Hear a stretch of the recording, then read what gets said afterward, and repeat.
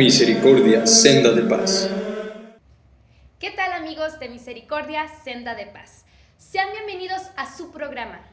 Este programa está dedicado especialmente para todas aquellas personas que nos siguen día tras día, tanto en televisión por cable, también como por YouTube. Pues bien, este programa también es para todas aquellas personas que están enfermas, que están postradas en su cama, y para todas aquellas personas que los cuidan. Este programa está dedicado para ustedes. Y pues bien, hoy tengo un invitado de lujo. Él es hermano religioso, fue hermano religioso de los misioneros del Sagrado Corazón en el 2009 a 2013. También fue es vocal diocesano de Pastoral Universitaria desde el 2017 a la fecha. Asesor en el Poder Legislativo del Estado de Jalisco del 2018 al 2021. Y hoy es oficial del Registro Civil de Tepatitlán de Morelos, Jalisco, 2021 a la fecha. Estamos con el licenciado Cristian Gabriel Villalobos García. Bienvenido, Cristian. Gracias, Rosy. Qué gusto estar contigo y con toda la audiencia de Misericordia, Senda de Paz. En especial en estas fiestas que acabamos de pasar, lo que estamos viviendo, son las fiestas patrias, en este aniversario más del inicio de la gesta de independencia que nos dio nuestra nacionalidad, nuestra patria, nuestra libertad, nuestra independencia. Así es, Cristian. Pues como lo dijiste, Cristian, a veces pasa de que lo tomamos como que ya nomás es el 15, 16 de septiembre y ya se termina esto de las fiestas patrias. Y yo creo que es un evento tan importante, la independencia de México, que, existen muchas ideologías, ¿no? Unos están a favor de la colonización de España, otros que están en contra, siguen dolidos. Todavía menciona ese ardor que todavía no nos tocó a nosotros, pero a la gente pues no le parece. Pero lo que sí fue que un hecho que cambió la historia de México. Entonces, yo quería más que nada preguntarte, Cristian, ¿cuál fue la postura de la Iglesia Católica en esto de la independencia? Pero no sé si quieras hablar un poco más de historia desde atrás. Bien, efectivamente no soy experto en historia, pero sí lo poquito que podamos platicar desde nuestros conocimientos. Tú lo dices muy bien, Rosy. México vive varios traumas, varias cosas que aún nos duele porque a lo mejor no los logramos entender. Y uno de ellos es el hecho de la colonización. Y efectivamente, México no nació hasta 1821. Antes de eso era la Nueva España. La Nueva España era una colonia que dependía, como todos lo sabemos, de la corona española, de la corona en Madrid. Y es precisamente en este momento, en esas circunstancias, donde comienza a darse lo que se daría como el movimiento de independencia. La Iglesia Católica jugaría un papel importantísimo en la independencia nacional y en la independencia de todas las colonias españolas. ¿Por qué? Porque para empezar era la institución más grande y más fuerte del Imperio Español. Para el Imperio Español, para la corona española, eran reyes católicos, como recordaremos el tiempo de Colón, que es cuando nace España precisamente con la unión de los reyes de Castilla y los reyes de Aragón. Ahí es cuando nace España. Entonces, la importancia de la Iglesia Católica en el reino español era enorme, tan así que el gobierno de la monarquía y de la Iglesia eran uno solo. Muchas instituciones gubernamentales, como la justicia, dependían de la Iglesia Católica. Pero ya muy entrando el siglo de la Ilustración, el siglo XVII, XVIII, comienzan a surgir ideas liberales alrededor de todo esto, con los grandes pensadores como Rousseau, y después vendría la Revolución Francesa y todos estos temas internacionales que comienzan poco a poco a dar pie. Quisiera iniciar un acto muy importante, que es la expulsión de los jesuitas. La orden de la Compañía de Jesús es expulsada de América por el rey de España el 2 de abril de 1767. Esto es crucial, esto es clave. Los jesuitas, muy adelantados a su tiempo, de una formación siempre liberal y de corte abierta, comienzan a impulsar ideas liberales, ideas humanistas en los novohispanos, sobre todo en la parte de estos criollos, hijos de españoles, que no tenían derecho a los principales puestos por el simple hecho de nacer en América, aunque ambos padres fueran españoles. Entonces son los jesuitas los primeros que impulsan, digamos que los jesuitas son quienes siembran la idea de libertad, de igualdad, de fraternidad en nuestras tierras. Y ante esto y ante la desobediencia que generan en ocasiones a la corona, son expulsados el 2 de abril de 1767, que es el primer antecedente. A veces creemos que la gesta se llevó hasta con Miguel Hidalgo y Costilla, pero no, hubo varios intentos de independizar al país que fracasaron antes de iniciar con la gesta. Y como les decía, siempre los personajes que surjan alrededor de estos temas van marcando. Vamos a iniciar hablando de Fray Servando Teresa de Mier, un español, un fraile. Este sacerdote fue precursor de la independencia en México y en parte de las colonias americanas. Fue pensador, historiador y fue el primer cronista de la independencia. Fue el primero que dedicó su pluma a hablar sobre los movimientos, a hablar sobre el tema de cómo se encontraban las colonias. Un fraile dominico, fíjense bien, las órdenes religiosas impulsando el tema independentista, impulsando la ilustración en España y en toda América Latina, que serían donde estarían los virreinatos, tanto el virreinato de la Nueva Granada, el virreinato del Perú, el del Río de la Plata y por supuesto en Nueva España, que es actualmente México. Perdón que te interrumpa, Cristian, que bueno, es realmente muy interesante y muy importante lo que hicieron todas estas órdenes. Yo concuerdo contigo, yo creo que la Iglesia Católica se ha sostenido porque sabemos del pasado que ha tenido la Iglesia, desde los papas, que hubo muchas injusticias, pero lo que sostuvo fueron estas órdenes, estas congregaciones que realmente hicieron los votos de castidad, de pobreza, de ayudar al más que al necesitado. Entonces hay que agradecer también todas esas órdenes y que todavía siguen vigentes y que están con la lucha, ¿no? De tratar de conquistar más almas, pero trabajar sobre un bien común. Así es vocación de todo laico, el servicio, el bien común y el ser ciudadano. Y es precisamente así, pero lo que sí tenemos que dejar claro desde este momento, porque de pronto van a decir, oye, ¿cómo que la iglesia impulsando la independencia si después excomulgan a Miguel Hidalgo, excomulgan a Matamoros, excomulgan a Morelos? Es importante entender que la iglesia, al igual que toda la sociedad, la iglesia es parte de la sociedad. No se puede, aunque su vocación es hacia el cielo, no se puede apartar de la parte humana, no puede dejar de ser humano, no puede dejar de ser de este mundo. Entonces, en ese sentido, la iglesia estaba dividida. Ciertamente había los sacerdotes que apoyaban el movimiento independentista, como también lo había los jerarcas, principalmente jerarcas eclesiásticos, que estaban en contra, porque al final del día recibían e impulsaban esta parte de la corona en el tema económico, en la parte de las instituciones, donde el poder divino y el poder terrenal se confundía. De hecho, nomás para que nos demos una idea, los jesuitas tenían territorios que abarcaban desde la Ciudad de México hasta Zacatecas. Así de grandes eran los terrenos que tenían. El 70% del territorio nacional era de propiedad de la Iglesia Católica, de diferentes órdenes, de diferentes congregaciones, de diferentes seculares, pero el 70% del territorio era propiedad de la Iglesia Católica. Muy bien. Pero eso quiere decir también, Cristian, que estaban al servicio de la comunidad, se hicieron para templos o en sí esos territorios en que... Bueno, siempre sí, con un servicio a la sociedad no podemos entender el proceso de conquista sin la conquista espiritual. Eran templos, eran orfanatos, hospitales, pero también eran haciendas, también eran territorios en donde se consumía, se generaba grano y riqueza terrenal, también existía esa parte. Muy bien, entonces bueno, esta es la introducción que inicia, yo la verdad, Cristian, me quedé impactada porque yo creía que fue Miguel Hidalgo quien el precursor de iniciar esto de la independencia, más no que había intentos anteriormente por parte de estas congregaciones, de estas órdenes, pero entonces siempre ha habido como que el rebelde que quiere cambiar las cosas, ¿no? Así es, siempre alguien siembra y después se cosecha, ¿no? Siempre se va generando un poco más estas situaciones. Muy bien, Cristian. Bueno, la historia que nos platicaron en la primaria fue de que hubo una reunión, convocaron, de hecho se escucha que tocaron las campanas, bueno, no se escucha, se dice que tocaron las campanas, y hubo una reunión donde lideraba Miguel Hidalgo Costilla. Entonces, ¿cuál sería aquí o sea, si fue así como lo han dicho la historia, o cuál fue la relación en sí que llevó Miguel Hidalgo? Bien, Rosy, tú nos hablas de la conspiración de Querétaro, sin duda alguna una de las historias más conocidas del país.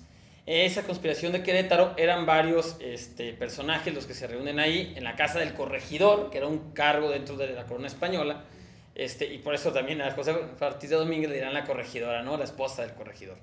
Bien, hay varios personajes que participan en esas conspiraciones, las cuales disfrazaban de tertulias literarias. Ellos decían que se reunían para leer, para compartir ideas. Sin embargo, pues era una conspiración contra la corona.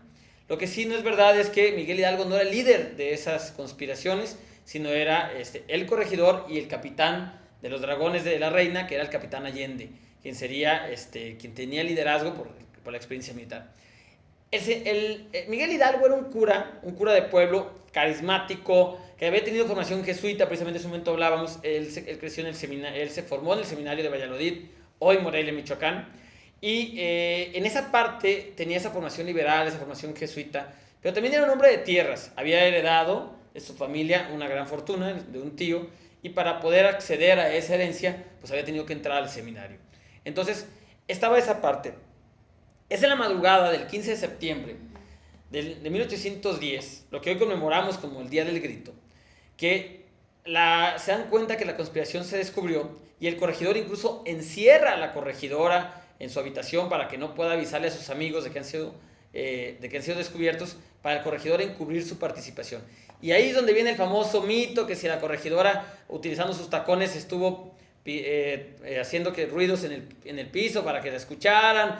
Total que finalmente llegó uno de los que trabajaban con ella y le dice, avisa a los conspiradores, avisa al cura Hidalgo que nos han descubierto. Y corre y le avisa a Hidalgo y Allende titubea. Allende dice, no estamos preparados, no tenemos armas, no tenemos soldados, no podemos iniciar esto, ya valió. Pero es Hidalgo en ese momento cuando toma la batuta y llama a misa de 6 de la mañana, el 16 de septiembre, a misa de 6 de la mañana. Entonces la gente empieza a llegar a misa, escuchando las campanas. Y en el patio de la casa, precisamente, es donde se produce esta gesta, donde Hidalgo les dice tomar las armas, ir a luchar contra el mal gobierno, pero grita, ¡viva Fernando VII! Es algo muy importante que tenemos que tener claro. Miguel Hidalgo inicia el gesto de independencia gritando, ¡viva Fernando VII!, que era el rey de España, que estaba cautivo por las fuerzas de Napoleón Bonaparte. Napoleón Bonaparte había invadido España, y al rey estar bajo el dominio francés, entonces decía Miguel Hidalgo y estos conspiradores, nuestro gobierno no es legítimo. Si Napoleón ha conquistado a nuestro rey, y ellos dicen que gobiernan en nombre del rey, pues no hay un rey. Por lo que querían hacer una gerencia nacional para que gobernara a nombre del rey Fernando VII. En este momento de la gesta de independencia no se habla de una independencia absoluta de España.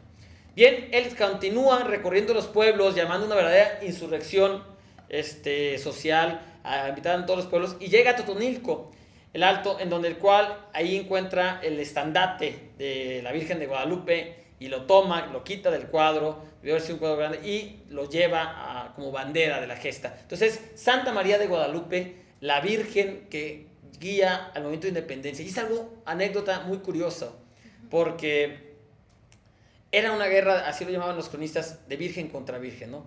Porque la Virgen de la Purísima era la Virgen de los españoles y la Virgen de Guadalupe era la Virgen de los insurgentes en este momento, los hispanos. Entonces es curioso el simbolismo católico presente en toda la gesta de independencia.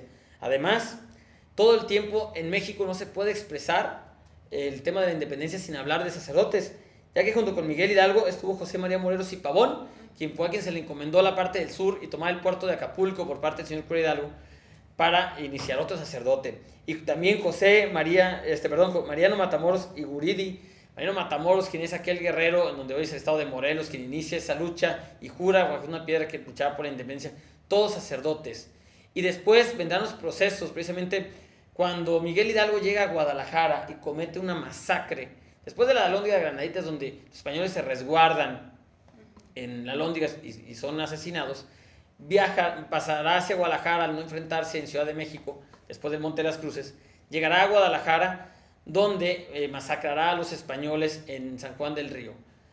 En donde hoy es el mercado San Juan de Dios. En San Juan del Dios es el lugar donde se produce una masacre, y es entonces cuando el arzobispo de Morelia, en ese entonces Valladolid, lo excomulga. Es el proceso de excomunión de Miguel Hidalgo, y que después también Morelos va a enfrentar un proceso de excomunión, y ahí está, que si se lo levantaron, que si no se lo levantaron, que siempre es un famoso debate, pero no entramos en detalle. Entonces, la participación de estos líderes insurgentes, todos sacerdotes, y todos hablaban de la fe católica y de la defensa de la fe católica, porque los franceses, al traer la revolución francesa, traían ideas que dañaban. Y son ellos quienes impulsarán este primer proceso independentista. Pero también es el clero quien después juzgará a Hidalgo y a Morelos. Incluso a Morelos se le hace un juicio doble. El primero, en su calidad de sacerdote, no se podía pasar por las armas o no se podía fusilar a un sacerdote. Por lo tanto, primero le hacen el degrado sacramental, le raspan sus manos, en un simbolismo impresionante. Y Morelos sufre mucho. A diferencia de Hidalgo, aquí un contraste, Hidalgo es una persona con una formación muy jesuita, muy liberal. Entonces cuando lo excomulga no le preocupa realmente. Pero en el caso de Morelos, él sí sufre mucho por la excomunión. Y él sí sufre mucho por el degrado, a tal grado que pide el perdón eclesiástico y se le otorgan. Morelos muere confesado y comulgado. Es fusilado, pero con el perdón de la iglesia. En ese sentido, vemos esta parte tan simbólica de hombres de fe, de hombres que creían en una causa, que era la causa de la libertad, y que no se quedaron cabeza ante la injusticia. Después de este primer proceso, donde muere Hidalgo, después de la traición que se le genera en Chihuahua, y es fusilado Morelos, viviremos un proceso donde es muy escasa la insurgencia. Queda solo viva en Guadalupe Victoria, en Veracruz, y en Vicente Guerrero, en Guerrero, hoy el estado de Guerrero, pues, la lucha independentista. Bueno, qué interesante, Cristian. De hecho, bueno, creo que el 15 de septiembre, bueno, se lee la Declaración de la Independencia de México. Y ahí menciona que la Iglesia Católica es la única. Creo que eso para mí, pues se me hace muy, muy importante porque manifiesta la esencia de México, que es la religión, o sea, que gran parte de nuestra vida es lo espiritual, y que se me hizo muy interesante que se mencione en la Declaración de la Independencia. Que por cierto, Cristian, antes de empezar el programa a grabarlo, me dijiste sobre un dato curioso. ¿Cuál era ese dato? Bueno, a lo mejor es adelantarnos un poco, pero precisamente mencionabas hace unos momentos que en la Declaración de Independencia se habla que la Iglesia Católica es la única de la Nueva España y después del México independiente. Y eso es cierto, incluso hasta 1824 y en las leyes de 1836 se menciona la palabra de Dios, y sería hasta la Constitución Liberal de 1857 cuando se quitaría la parte en el artículo primero que decía en el nombre de Dios. Hoy en día incluso la Constitución estadounidense, que es más antigua que la nuestra, aún habla o tiene la palabra Dios en su Constitución, como un dato muy, muy interesante. Pero me gustaría platicar también acerca de cómo los movimientos se hicieron en la parte eclesiástica. Decíamos hace un momento de la cantidad de propiedades que estaban bajo la iglesia. Bien, pues después de que los principales padres de la patria mueren y que la lucha queda en manos de Guadalupe Victoria en Veracruz y Vicente Guerrero en el sur del país, pues comienza una transformación muy interesante, que es el hecho de que en España se retira Napoleón, regresa el rey Fernando VII y proclama de nuevo la Constitución de Cádiz, que es una constitución liberal junto con las Cortes de Ultramar, el cual da más facultades a la Nueva España y a las colonias en América, pero limita los poderes de la Iglesia Católica y incluso dice que en España no será la única religión, será preeminente, pero no la única, la católica, y esto hace que la Iglesia en Nueva España reaccione y comienza una conspiración que se llama la Profesa, porque precisamente se reunían en una iglesia con el mismo nombre en el centro de la Ciudad de México y invitan a un personaje que va a ser clave, que es Agustín de Iturbide, quien curiosamente había vencido a Morelos y había combatido contra la independencia. Entendamos porque la primera parte de la gesta de independencia con Miguel Hidalgo pues era una barbarie, una lucha de todos contra todos, no había un orden y quería matar a todos los españoles. Entonces Agustín de Iturbide comienzan a ver, y junto con algunos conspiradores, entre los que destacaban miembros del clero, comienzan a ver una preocupación en la Constitución de Cádiz y en su corte liberal y dicen estos no son los valores que tenemos, que compartimos como sociedad nuevohispana, y comienzan a hablar de la independencia y impulsan a Agustín de Iturbide a que regrese al ejército, ya estaba retirado, y regresa y lo mandan a combatir a Vicente Guerrero. Pero en lugar de combatirlo comienzan a escribirse, comienzan a llegar a acuerdos y del mismo modo Agustín de Iturbide comienza a mandar cartas a todo el país proponiendo 3 garantías, que es la religión, la igualdad, en ese sentido dar espacios para todos y por supuesto la libertad. Entonces las 3 garantías y el plan de Iguala comienza a darse, comienza a gestarse y poco a poco Iturbide comienza a reconciliar a todas las partes de la Nueva España. Eso es algo muy curioso. El movimiento de independencia inició con sangre y fuego, pero va a terminar con un acuerdo, con las voluntades cediendo por la paz. Es Agustín de Iturbide el que crea esta parte, claro, con toda la ayuda de la Iglesia Católica, y finalmente se consumará la independencia el 27 de septiembre de 1821, con la entrada del ejército trigarante a la Ciudad de México y con el último virrey Videgaray observando desde el palacio y recibiendo a Iturbide y a Vicente Guerrero y cerrando el movimiento independentista. Pero quisiera platicarles un dato muy curioso que se da en esos primeros momentos de la independencia, en cómo poco a poco se van dando las situaciones. Para empezar, el 13 de junio de 1821, cuando llega la noticia a Jalisco, se da la noticia de la independencia de México ante la Virgen de Zapopan. Es en el templo de Zapopan, en la catedral de Zapopan, donde se anuncia la independencia de México, y de ahí viene que comúnmente le llamemos la generala. A veces es muy común mencionar a la Virgen de Zapopan como la generala, y es la generala precisamente porque Hidalgo llega a Zapopan, Hidalgo reza a la imagen de la Virgen de Zapopan, y en el momento de la independencia pues es ahí también donde se da el anuncio. Y de ahí, desde entonces conocemos esta imagen como la generala, comúnmente así la mencionamos, y nace precisamente de esta gesta de independencia, de esta parte que decía del simbolismo, utilizar a las vírgenes, utilizar las imágenes, pues para defender las situaciones. Y también como otro dato curioso, es que encontramos en varios escritos aquí en el archivo de Tepatitlán, el hecho de que en Tepatitlán, ya siendo independientes, en este mismo lapso sabíamos que las noticias tardaban en llegar desde la Ciudad de México, los caminos estaban deshechos, llenos de bandidos.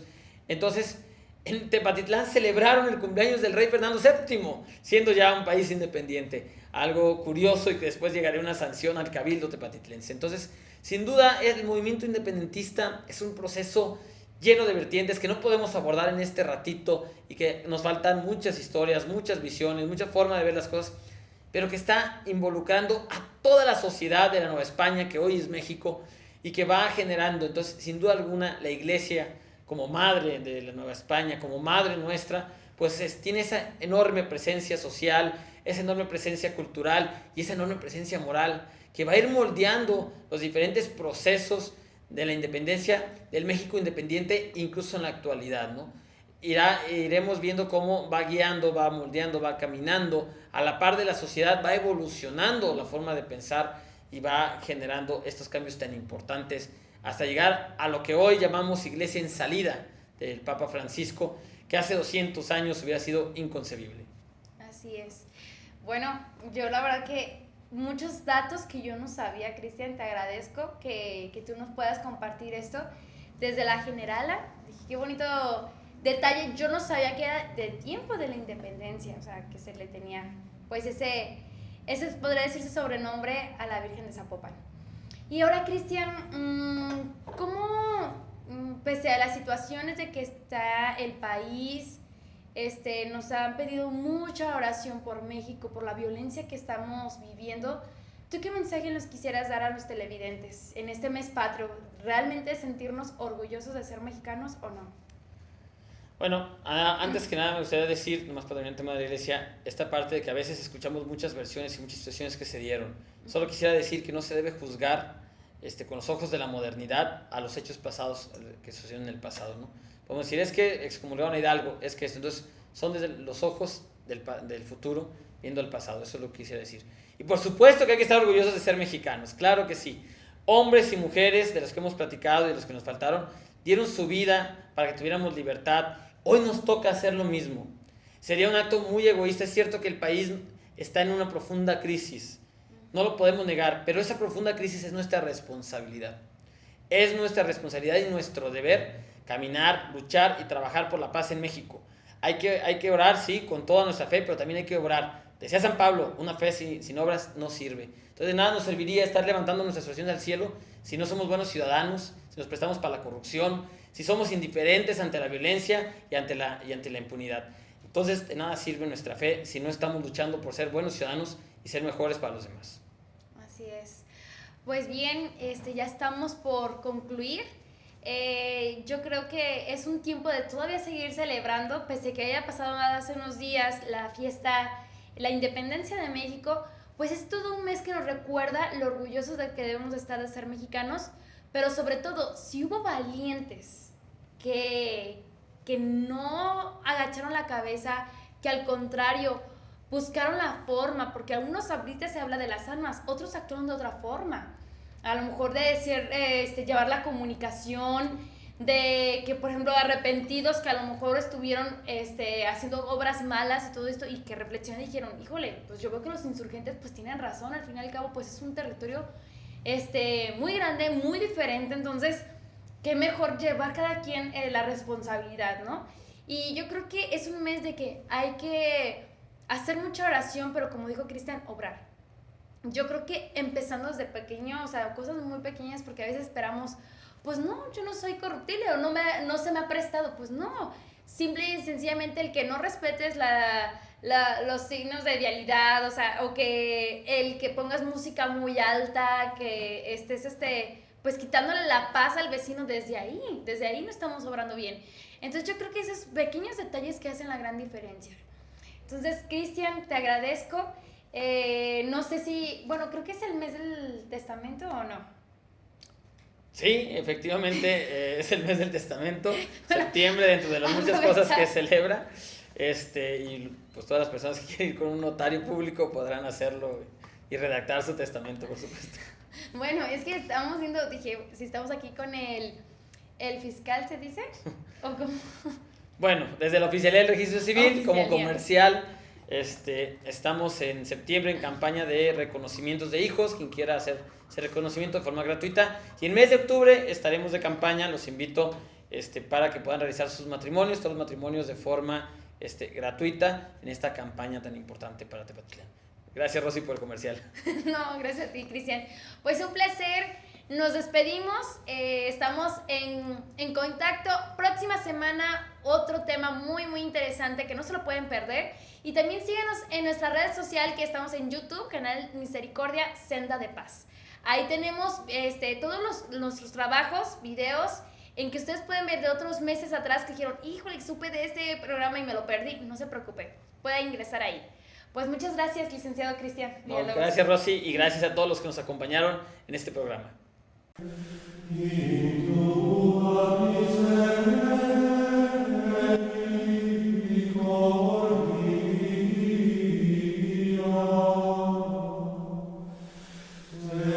Misericordia, senda de paz.